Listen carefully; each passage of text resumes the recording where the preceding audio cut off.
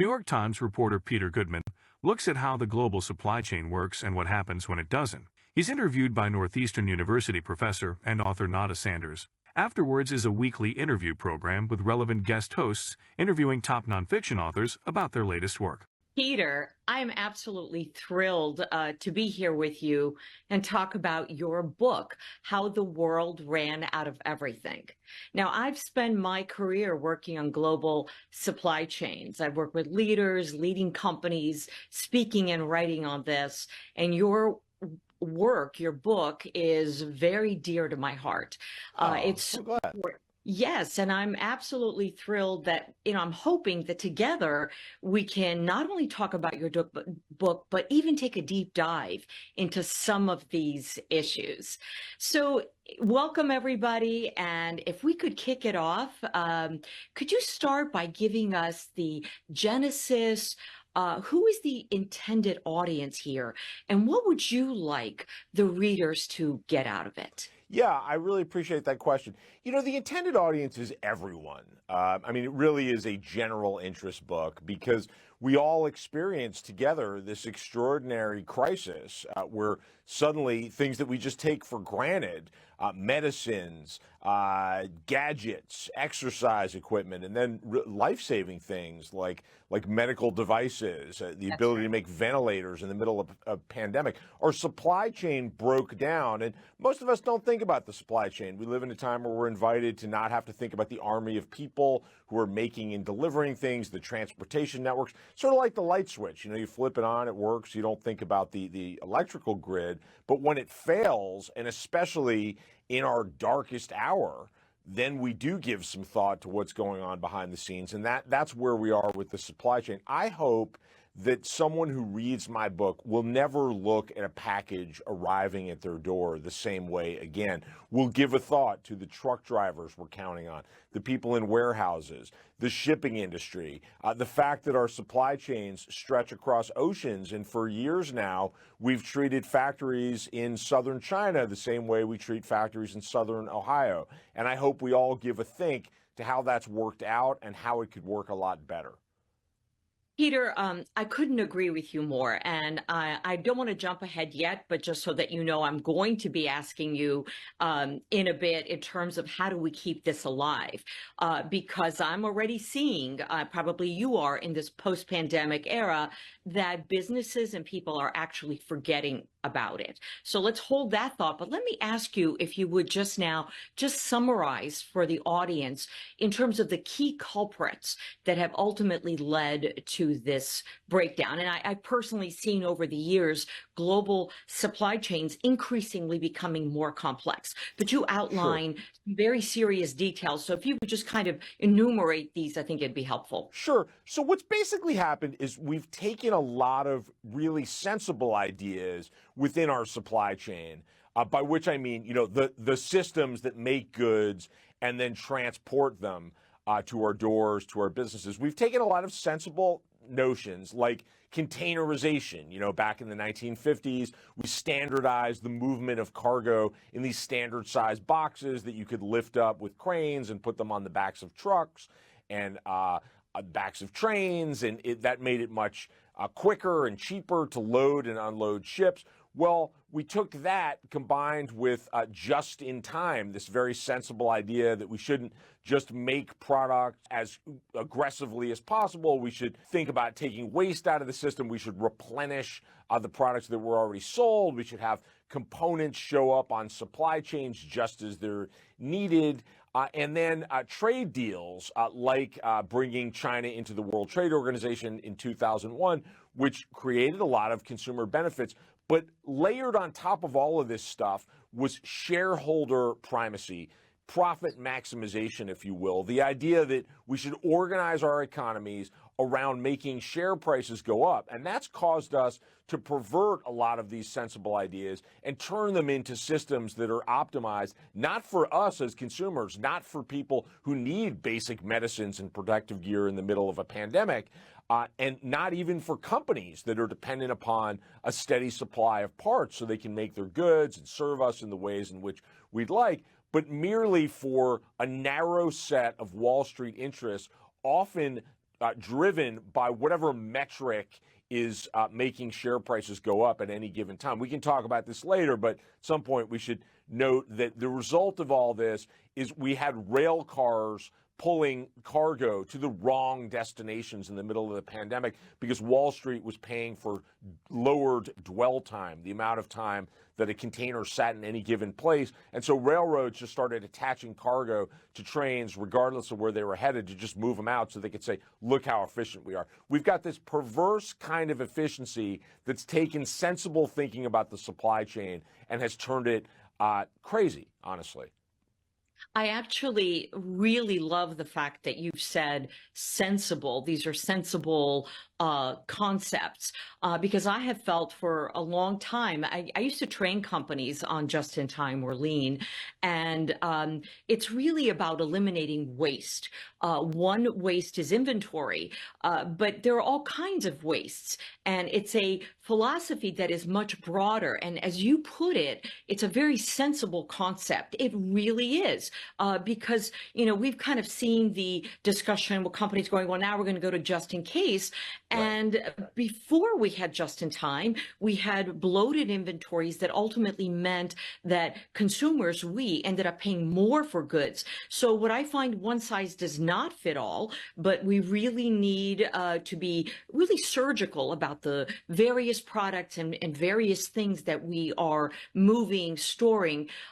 Do you think in your research, is there a way that we can incentivize businesses to lean into just-in-time properly, correctly, and really merge just-in-time and just-in-case, rather than saying it's one or not?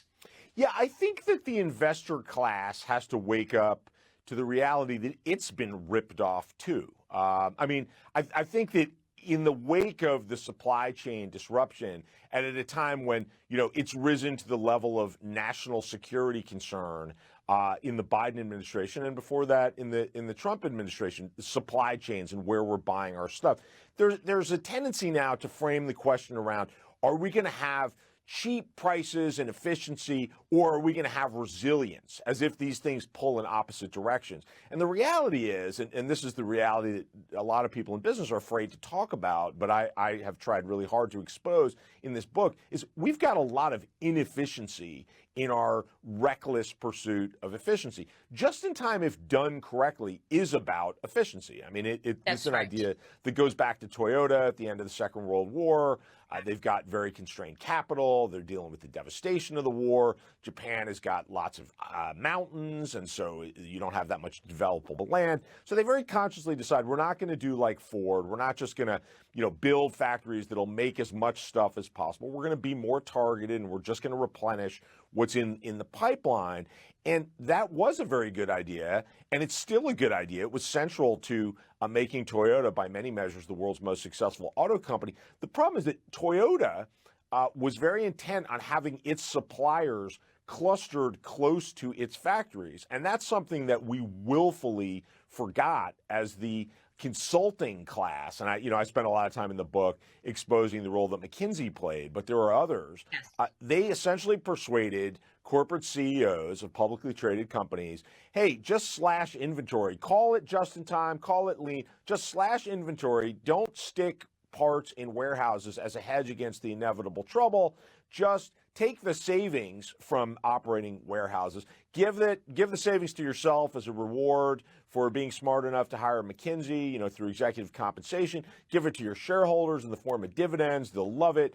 And that worked really well on a quarter-by-quarter basis. It didn't work well when, I tell the story of the lean Taliban, as the McKinsey crew was known in the Midwest, showing up, at an industrial engine factory that made huge industrial engines. Talk about just in time. These generators had to be installed at hospitals by crane. They were so large, and as a result of the lean Taliban prescribing that they should stop stockpiling $5 sheet metal brackets so they could demonstrate to their investors that they were going lean and they were being so efficient, they suddenly were missing the deadline on all these orders and having to pay, extraordinary shipping charges to get their generators to the customer in time. So again, that quarter, it looked really good. Now, you don't have sheet metal brackets in the warehouse. You've lowered your inventory. Your return on assets just went up on paper. But longer term, you have ripped off the shareholder by damaging the reputation of your business and actually reducing your sales while increasing your costs over the longer haul. So crucial to this is the investor class has to start paying attention beyond the next quarter. I am, again, just beaming here because this is everything that I have talked about for a really long time. And because I've been doing this for so long, I am personally really frustrated because just like you, just like everybody else, I was locked in, during the pandemic and frustrated and thinking, why have we not learned these lessons? And everything you said is absolutely correct. And I'm really hoping that everybody reads this book and really learns from this. You mentioned the short-term impact on the balance sheet, which is significant. Is there a way that we could influence boards? And let me just say that, typically board members are in a position longer than senior staff CEOs. And I'm asking that because I'm trying to find a way that we could actually have an impact where the time horizon that we look at is a little bit longer.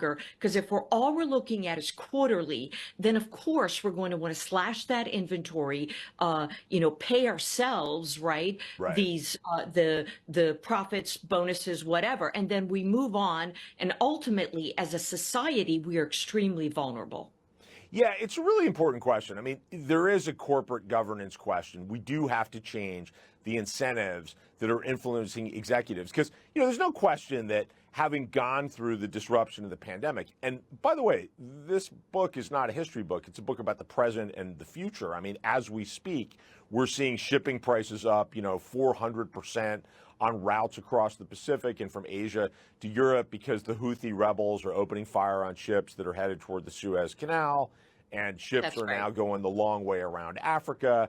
And, I've heard analysts tell me that maybe increases their cost by 25 or 35% at the most, but they're, again, 400% increases in the last few months. And guess who's paying for that? We are through continued inflation and, it's fatter profit margins for companies that don't have as much competition. So all this stuff is happening again. There are some enlightened companies that are looking for ways to reduce the distance between their factories and their customers. I spent some time with Columbia Sportswear, going to look at potential factories in Guatemala. They're looking in El Salvador as well.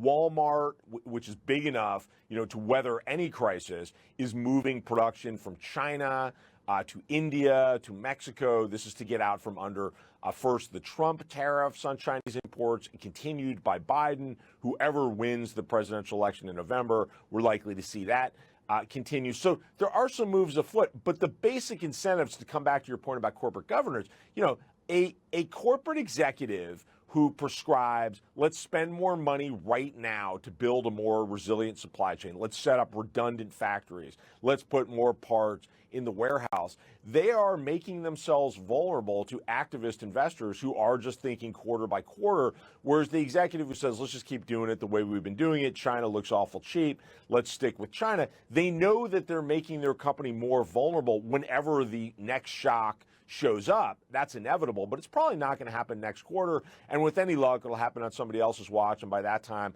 they'll be sleeping in a hammock, on some beach somewhere, having cashed their stock options. So we need to think about how we pay executives and how we incentivize them. And we do have to incentivize them to think past the next quarter. You hit the nail on the head, too, because you are absolutely correct, right? They're going to be on their hammock, enjoying life, and it's this very short-term view that is one of the culprits. Let me also ask you, and I can tell you right now, an hour is absolutely not going to be enough for me with you. All right, we'll do this again. Yeah. I would love it because, at this stage of my career, I've done this for a long time. I really want to make a difference. I want to help companies. These are things we know. This is not something that is, new. And the whole idea that we don't even understand how global supply chain works Right. is astounding to me, where everybody thinks they can just sort of press the button and, on the computer and things just sort of massively arrive quickly. Let me also ask you, one of the exemplars of lean in action, or JIT in action, if you will, is fast fashion.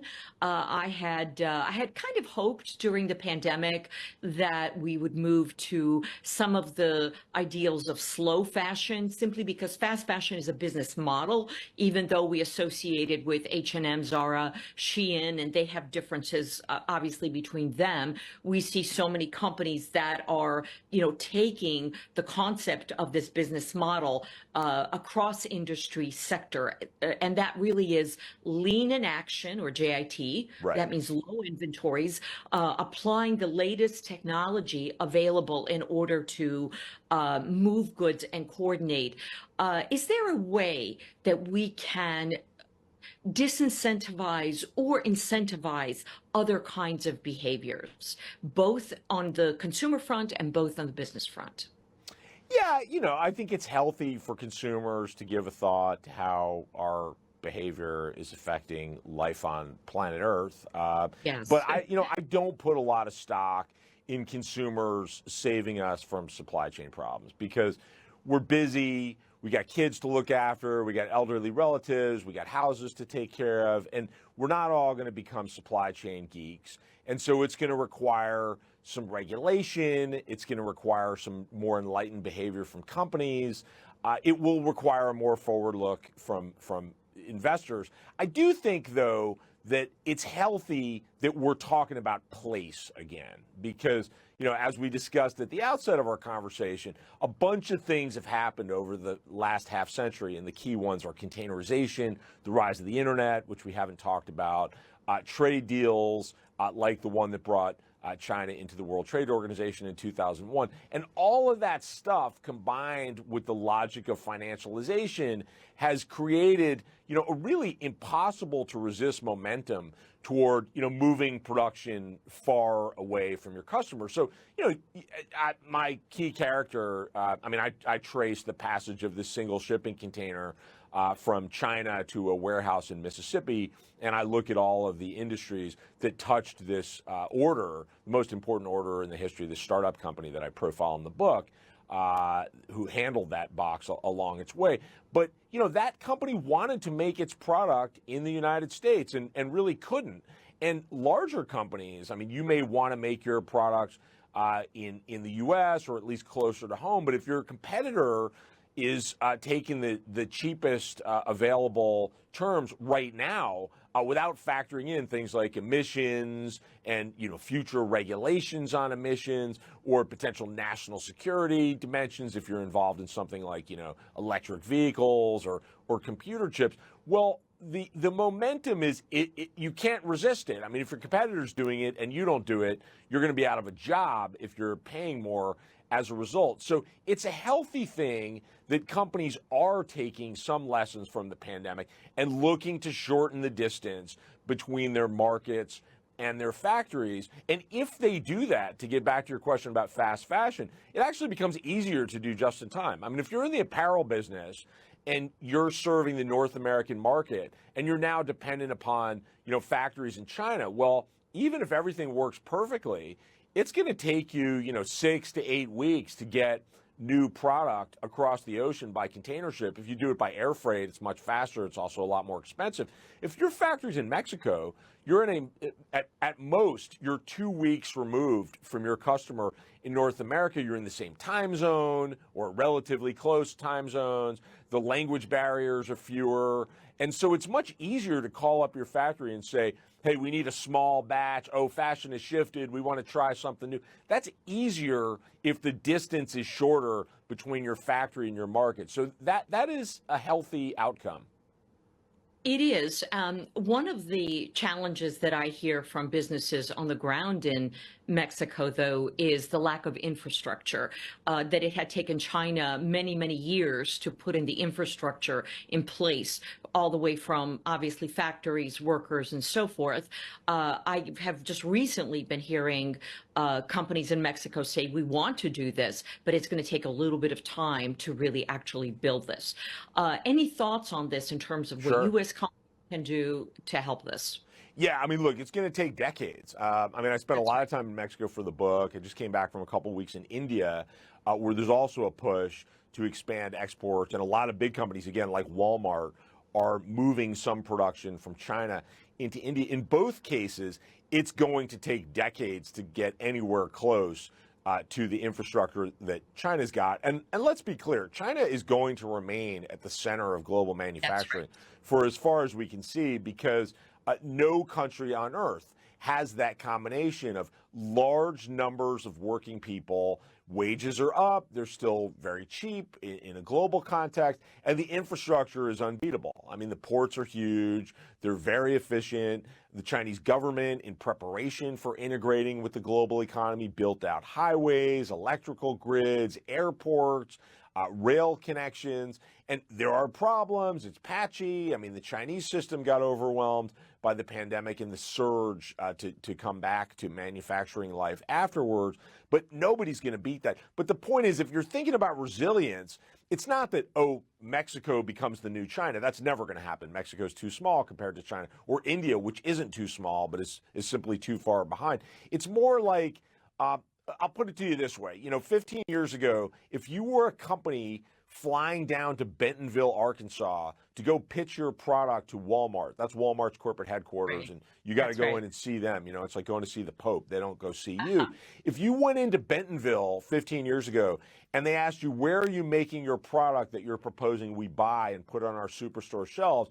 And the answer wasn't China, they would look at you funny. Well, you must not be getting the cheapest price. You must not be making it at the most efficient scale. If you go down there now and they ask you that same question, where are you making your product? And you say only China, they look at you funny. They want to know, well, where else? I mean, are you thinking about Turkey? You got a presence in Central America or Mexico, somewhere in Southeast Asia. They want more resilience in the supply chain, and you still have to meet their price. They're not willing to pay more, but this is something that the supply chain has to work out. It's healthy to have our production spread across more places.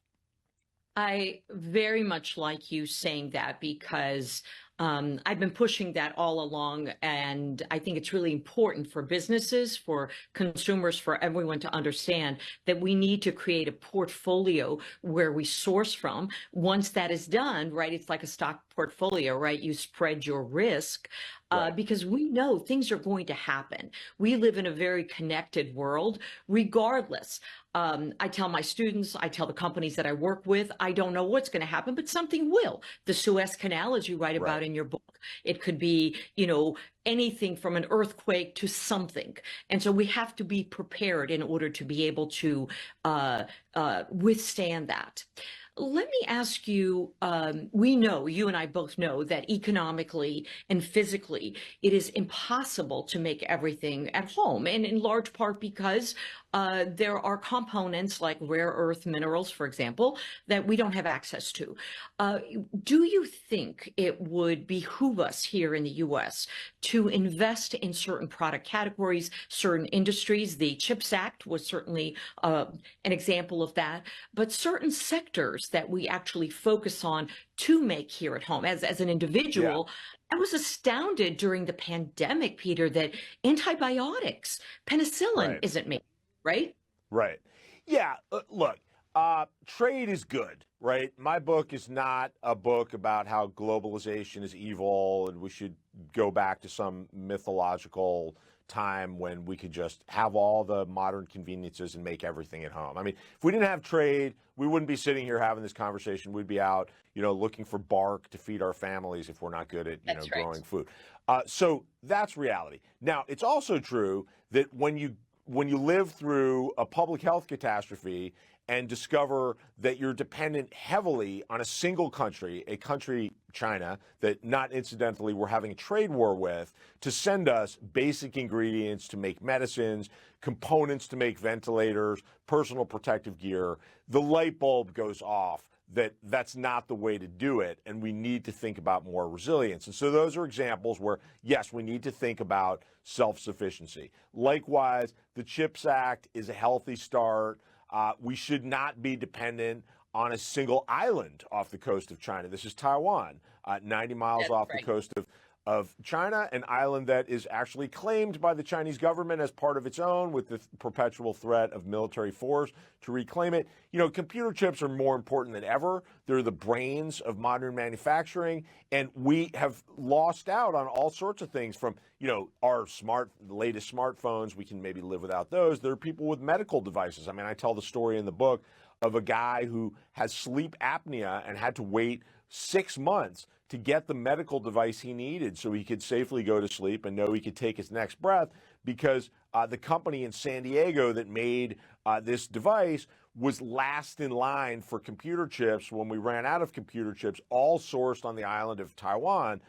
It's a good idea for our political leaders to be thinking about how to remove us from that vulnerable position. They can't do it by themselves. This comes back also to corporate governance. I mean, it's interesting that, you know, Intel is vacuuming up the subsidies that the Biden administration has put out there to build semiconductor plants in the United States. You know, one of these semiconductor plants could have been paid for by what Intel gave its investors in the form of share buybacks in the 3 years leading up to the pandemic. So financialization plays a role in how we got here too. But yes, certainly there are some things that rise beyond the classic economics textbooks that we got in college or wherever. And it's just common sense that if we can't live without it, we ought to be thinking about how to make it in our own country.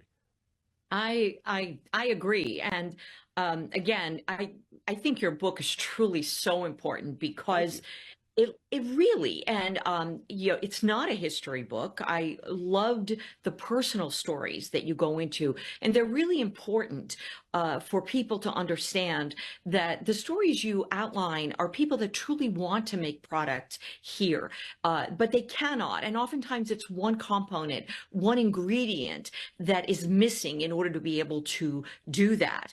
And if we don't correct this, if we don't manage this properly, if businesses don't, it's going to happen again, Peter. And I think what I'd like to see is your book create this foundation where then we can move forward and actually create better supply chains, because this is actually really rudimentary problems that have simply just gone awry and haven't been corrected. Now, I wanted to ask you as well, we talked a little bit about reshoring, nearshoring, which is what companies are engaged in. And one of the things too that I am seeing, I'm not going to mention names, but I'm seeing in this sort of push to restructure global supply chains, I think there's a little bit of a knee-jerk reaction, and some of the changes that I'm seeing are the kinds of things I want to say, stop, we've done this before, you're making a mistake. How do you see global manufacturing evolving from where we are now? Well, I think it's an open question. I think that it's real that large companies are looking to diversify away from heavy reliance on China if they've relied solely on China, because they understand that, you know, at this point, the U.S. trade war goes all the way back to 2018 when Donald Trump took office, continued and really advanced by Biden. And again, whoever wins our presidential election in November, you can count on U.S.-China trade tension being there. Then they got the disruptions to the pandemic and the shipping crisis. And so there is a, you know, what does permanent mean anymore? But as far as we can see, and as far as companies are managing, they're anticipating that they can't just lean solely on China for production.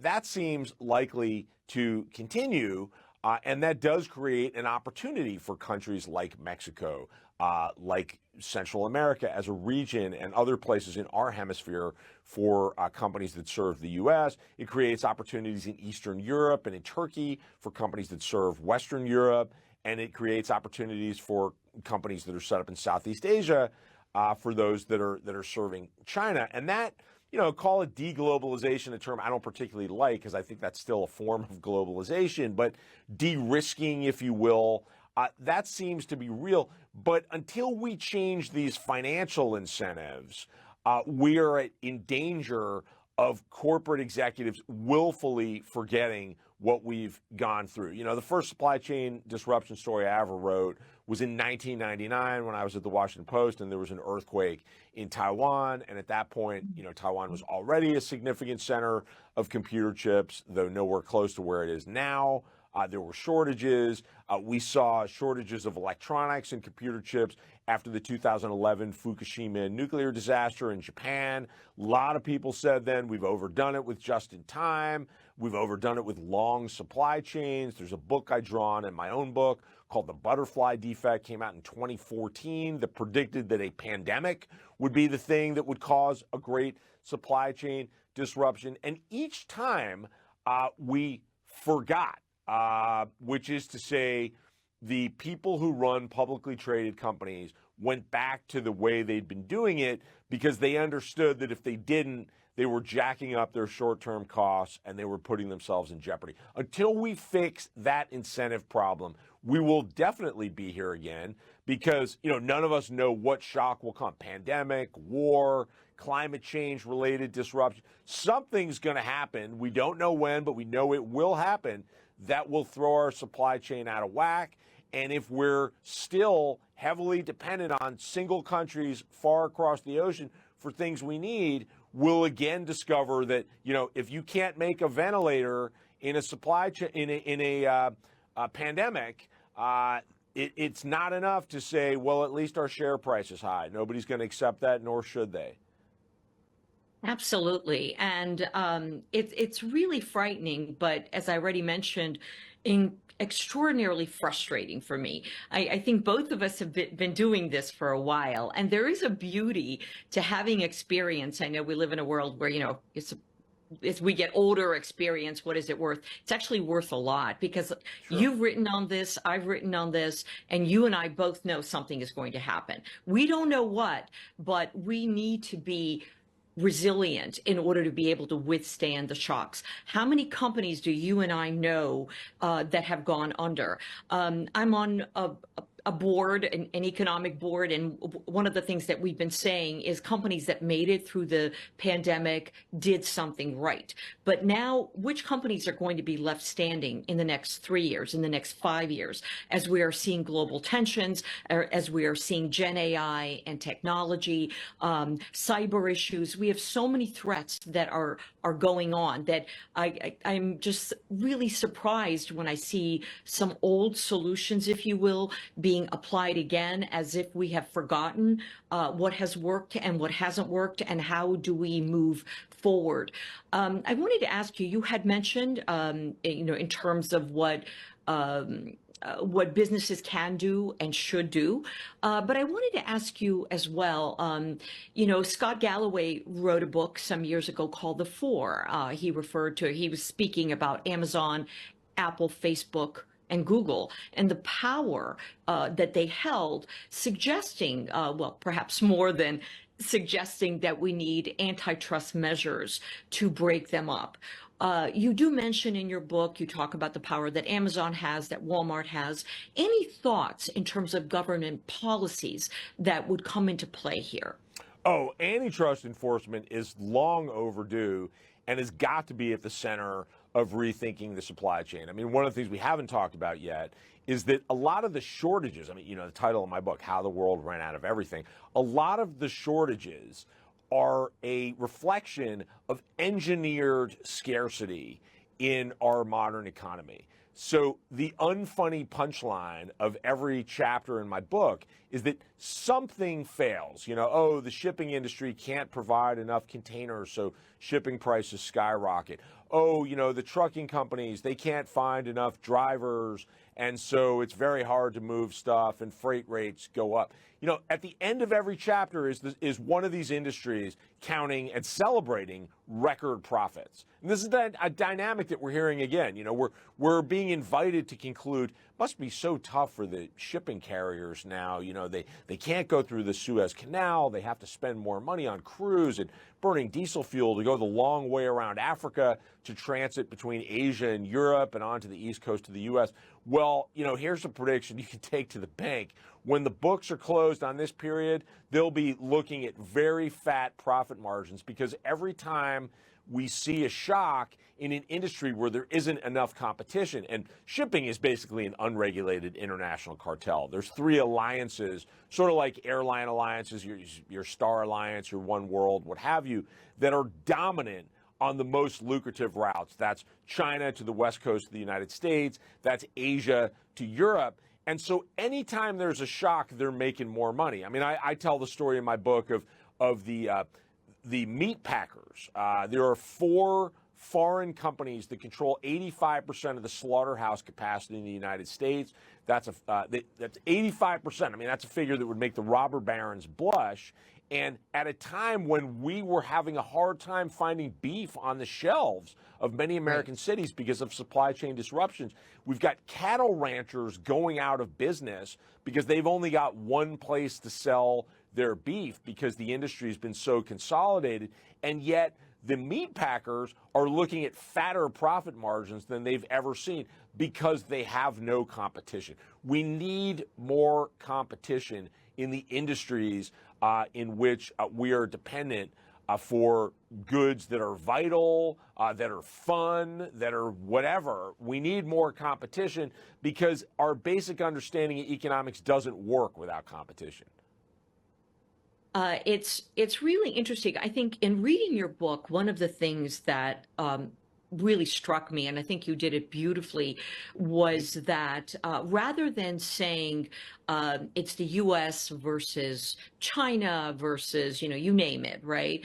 Rather, it was the bifurcation of the leading the businesses that are really heavily profited, and labor, that labor being not just in the US but being in China, being everywhere, and sort of not dividing it or pitting it across nations, but rather pointing out that labor across the board is being taken advantage of.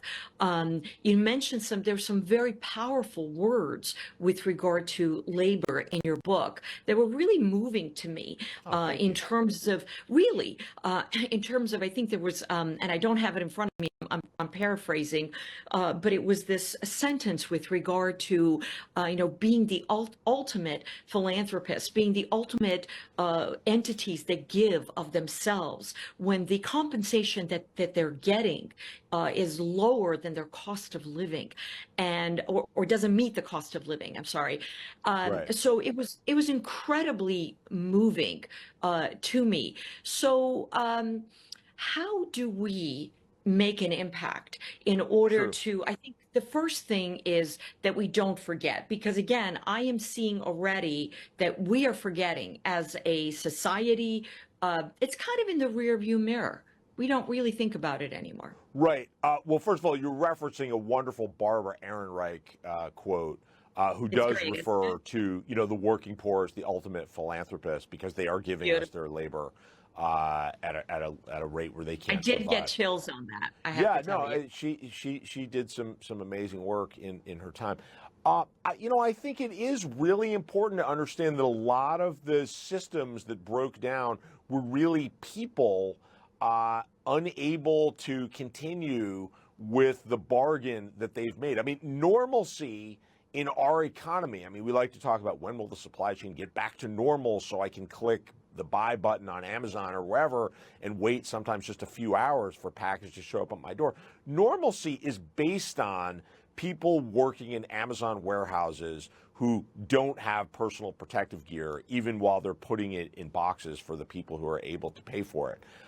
Normalcy is traveling maintenance crews for railroads not having paid sick leave, not being able to be home for the births of children, for surgeries that their spouses are having, not being able to schedule their own medical care, and having to choose between working while they're sick or not getting paid.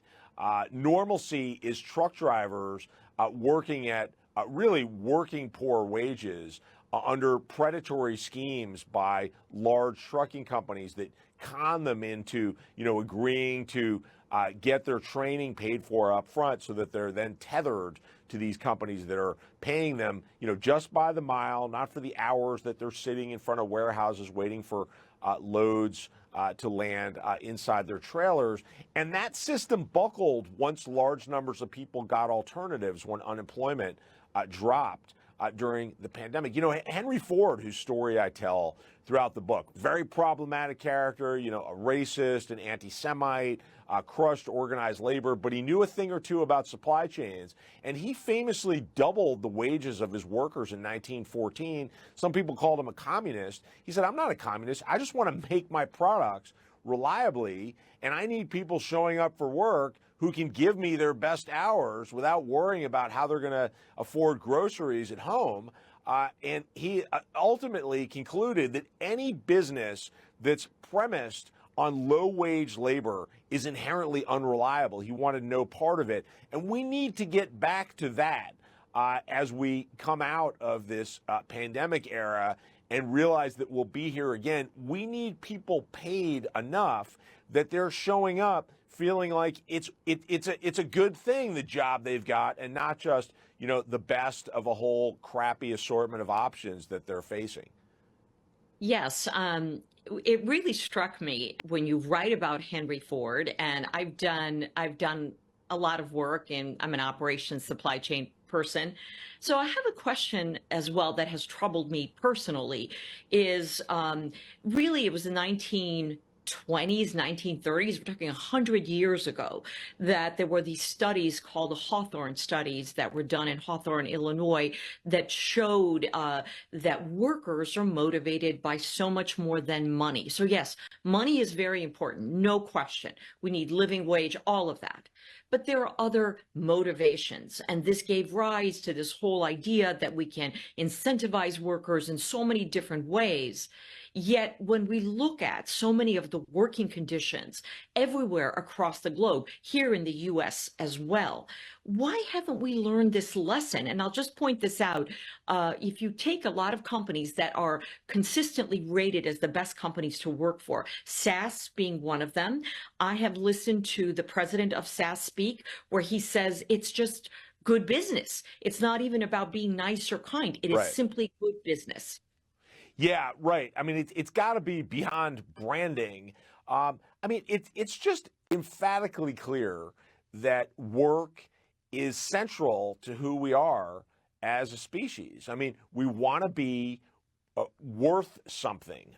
We want to be part of something that's larger than us, and we want to feel that we're valued and rewarded. And, let's face it, we spend a lot of our hours at work. We interact with the people we're working alongside, and if that's unpleasant, that colors the rest of our lives. It's just a hugely important part of life. It's not just, it is certainly about the money, and if there's not enough money from work, that's a defining problem for households. But even past the money, we need that sense of larger purpose, and that's just part of being human. One of the things that's happened, and one of the lessons I took away from the research for my book, is that part of just in time, not the real just in time as practiced by Toyota, but the just in time variant, the mutant form fed to us by the consulting class like McKinsey, is that human workers are inventory to be managed as well. And this was a fancy way of putting the risk on human workers, shifting it from the corporate ranks to humans. So, back when just in time and lean was the mantra, as consulting teams would go and dig into companies and advise them on how to operate was you need more flexibility in your workforce, which was a euphemism for you need workers who don't know when they're working and when they're not. Never mind that they've got kids to look after, they've got shopping, they've got medical, they've got the need for rest. Forget all that. You need a workforce that's basically on call all the time, and when you need them, they come, and when you don't need them, you don't have to pay them. And that's good if you're thinking of human beings as just cogs in the machine, and it makes a certain sense, but it breaks down because guess what? People resent it. And once they have the opportunity to go work somewhere where they don't have to be ashamed of the fact that they have kids to look after, they don't have to act like it's some sort of defect that, oh, I need a break to go use the restroom, or I might need to go to the dentist today. And if they're going to go somewhere where they can be upfront about the fact that I'm a talented, skilled, hardworking, creative person, and I'm also a human being. And those two things have to be able to operate together. And ultimately, companies that treat people that way will have an easier time attracting and retaining people. And if our incentives are set up in the other ways, where we're not just looking quarter to quarter, those companies presumably will prosper over the longer term. But we don't have those incentives now, so we can't just pretend that, a company comes out with a stakeholder capitalism. Now I'm bleeding into my last book, Davos, man, how the billionaires devoured the world. We can't come up with some new, PR-driven, phrase for how companies really care about their people. Now, we have to actually live this stuff, or we're going to continue to see these crises. Agree. And when you talk about humans being cogs in the machinery, that is exactly what we call the scientific management movement in 1900s, early 1900s, how it looked at labor. Then we learned, well, no, if we're actually going to really be productive, really make a difference, we need to motivate workers. And the issue is that there are a number of things at play. So it's not just about productivity, it's also about quality. Obviously, we see issues that are going on at Boeing. I'm not trying to pick on Boeing, but sure, it's a good example. Well, quality is a huge issue. There are so many costs to companies that come into play. They come into play when workers are tired, when they don't care. There is something very significant about motivating workers and creating a culture. And again, SAS has done a fantastic job of it. I am frustrated that we're still talking about this, that companies don't know and are doing making the same mistake over and over again. When the pandemic hit, which was obviously this global horrific event, everything that we knew really collapsed. All the fault lines, if you will, gave in. Well, we are not rebuilding those over the fault lines. We have not learned those mistakes. You had mentioned profits, the high level of profits. The average person, and I'm on the radio a fair amount, I'm asked, well, why are food prices so high? Yeah. Why are retail prices so high? Well, yes, of course, we can talk about the supply chain. We could talk about, what's happening, with the bird flu and how it's impacting, cattle and what it did with the chickens and all of that. At the same time, however, we both know about shrinkflation, right? Right. We both know the profits that we are seeing with many of these companies, and Right. they are not bringing the prices down. They have increased the prices with the defense that they've had to do it during the pandemic. Those prices have not gone down. And so we are continuing to see those same kinds of things play out. What do we do? Well, we have to enforce our antitrust laws so there's competition. If you and I open a hamburger stand and we charge $25 a hamburger and say, well, that's just what we have to pay because of supply chain problems or whatever, some competitor will show up and they'll make a burger for a lot less than $25 and we'll be out of business. That is not the case for lots and lots of important industries. Shipping's one of them, rail, transportation is at the center of this, and lots of types of food as well. There needs to be more competition, but we also need to peel back a lot of the cynicism that drives policies, including, in crises like this pandemic. I mean, in the book, I tell the story. It's the tragic story that's really stayed with me the most from doing the book. This woman, Tin Ai, who's a refugee from Myanmar, who was working at a slaughterhouse in Greeley, Colorado, it's about an hour north of Denver, and dies from COVID in the first wave, even as her daughter, who was then pregnant with a grandchild who would never meet, his grandmother, is begging her, please don't go to work. And she says, well, I have to go to work because I'm not going to get paid if I don't go to work. She doesn't have paid sick leave. Well, what I learned subsequently when I was doing the research of the book is that the meat packing companies actually successfully lobbied the Trump administration to drop this executive order that called slaughterhouse workers essential workers, parroting industry talking points, that we would all be hungry. We wouldn't have our hamburger meat if these people didn't labor. Well, it turns out that at the very time that order drops and this woman, Tin Ai, dies in the first wave of the pandemic, the meat packers are sitting on record volumes of frozen meat, and they're actually exporting it around the world. So this woman and others like her, she doesn't die so the rest of us can eat, which is a handy political construction. She dies so that we can continue to funnel fatter profit margins to a bunch of monopoly companies. That's something that should get our attention and cause us to demand antitrust enforcement so there's competition. Agree. And I think, again, I am optimistic that if we can appeal to boards, and I say boards again because they, in my opinion at least, they have a little bit of a longer term interest. They are with the companies longer because you need to have a longer term horizon. Right. Let me ask you also in terms of when we're talking about labor, how do you see AI and technology? You do mention a little bit of it in the book, Right. but obviously we're seeing it pushing labor out on so many of the jobs. How is this going to play out? Well, it depends upon the system in which the technology is being deployed. So, first of all, I'm not a Luddite. We should embrace automation, robotics, AI. Like, these are new tools. Human beings are always going to innovate. We're always going to figure out how to make work less dangerous, more productive, more efficient. That's all to the good.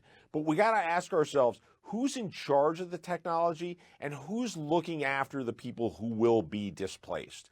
Because in the United States, we've done a very poor job of cushioning those affected. A lot of reason why the politics has turned against trade and is demonized China to a degree to which I think is actually unhealthy and unfair is because we did a miserable job. We basically abandoned the 2 million people who lost their jobs to the so-called China shock. David Autor at MIT and other economists have done some excellent groundbreaking work showing that roughly 1 million American factory workers lost their jobs in the decade or so after China enters the WTO. Another million who are indirectly affected, truck drivers who don't have products to move around, the catering company that used to have a contract to service the factory that doesn't exist anymore. You're talking about 2 million people. That's a lot of people. Now, it pales in comparison to the beneficiaries of trade with China, right? Anybody who's ever stepped foot inside a superstore or purchased a product on Amazon.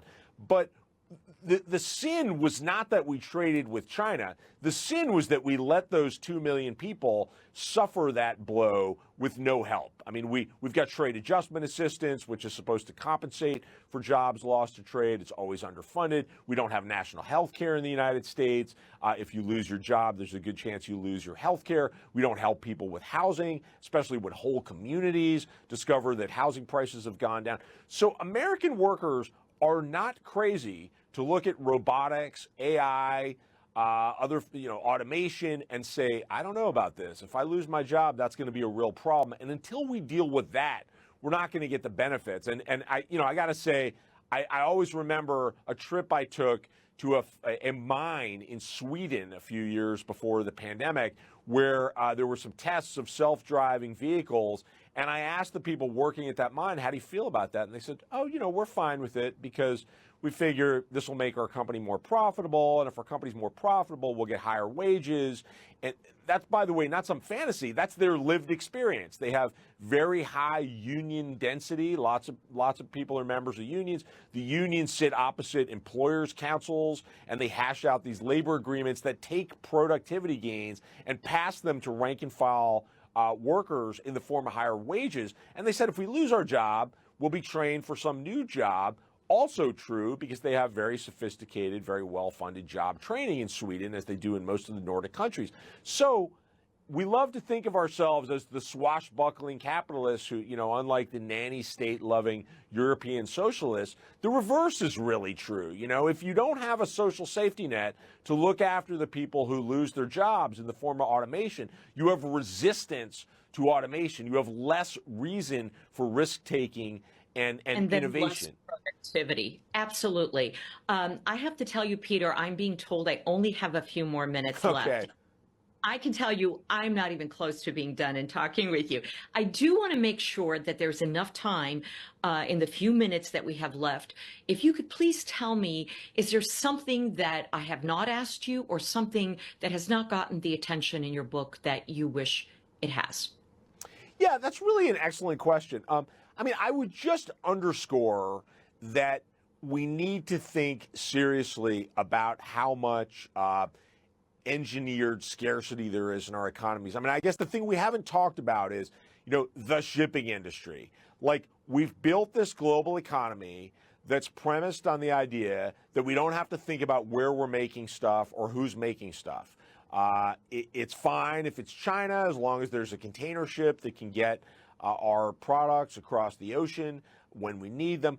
Well, with 3 shipping alliances dominating shipping, this explains why the company I profile in my book goes from spending $2,500 to move a shipping container across the Pacific Ocean to north of $27,000 in just the space of a few months. And, it's very difficult to imagine, without international cooperation, this shipping industry being brought to account. And so the result of that is we've got to be thinking about diminishing our dependence on goods that are traveling oceans. That's not an argument against globalization. It's an argument for thinking intelligently about place.